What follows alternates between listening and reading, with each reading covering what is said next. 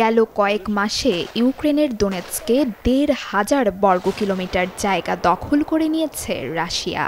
শুধু তাই নয়, বর্তমানে ইউক্রেনের প্রায় ১/৫ দখল করে রেখেছে মস্কো। এখন শান্তি চুক্তির অজুহাতে পুরো ইউক্রেন দখলের পথে হাঁটছেন প্রেসিডেন্ট ভ্লাদিমির পুতিন। বহুল আলোচিত শুক্রবারের ট্রাম্প পুতিন বৈঠকের ২ দিন পর জানা গেল ইউক্রেনের শান্তি স্থাপনের পূর্ব শর্ত হিসেবে দোনেৎস্ক ও লুহান্স্ক সহ পুরো দনবাস দাবি করেছেন পুতিন। অন্যদিকে বন্ধু পুতিনের প্রতি নমনীয়তা দেখিয়ে প্রেসিডেন্ট ট্রাম্প বলছেন ইউক্রেনের উচিত রাশিয়ার সঙ্গে যুদ্ধ বন্ধে সমঝোতায় যাওয়া, কারণ রাশিয়া একটি বিশাল শক্তি। রোববার বার্তা সংস্থা রয়টার্স এমন তথ্য প্রকাশ করে। রয়টার্সের তথ্যমতে ট্রাম্প ও পুতিনের আলোচনায় ভূখণ্ড ছাড় ও ইউক্রেনের নিরাপত্তার নিশ্চয়তা নিয়েও কথা হয়েছে। ট্রাম্প বলেন, যুদ্ধ শেষ করার সবচেয়ে কার্যকর উপায় হল সরাসরি একটি শান্তি চুক্তি, শুধুমাত্র যুদ্ধবিরতি নয়। তবে ভূখণ্ড ছাড়ার বিষয়টি স্পষ্টভাবে নাকচ করেছেন ইউক্রেনের প্রেসিডেন্ট জেলেনস্কি।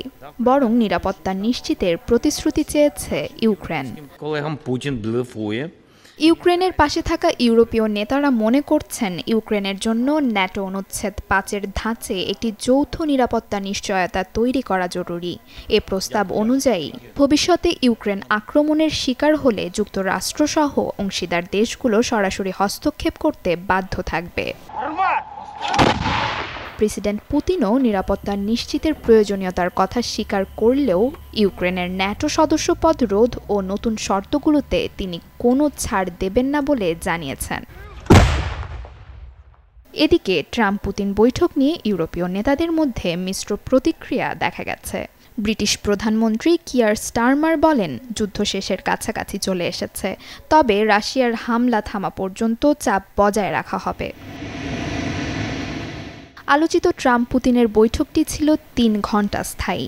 ২০২২ সালে ইউক্রেনে পূর্ণাঙ্গ যুদ্ধ শুরুর পর এটিই প্রথম যুক্তরাষ্ট্র ও রাশিয়ার মধ্যে সরাসরি শীর্ষ পর্যায়ের বৈঠক। নসিন নাওয়ার, চ্যানেল 24।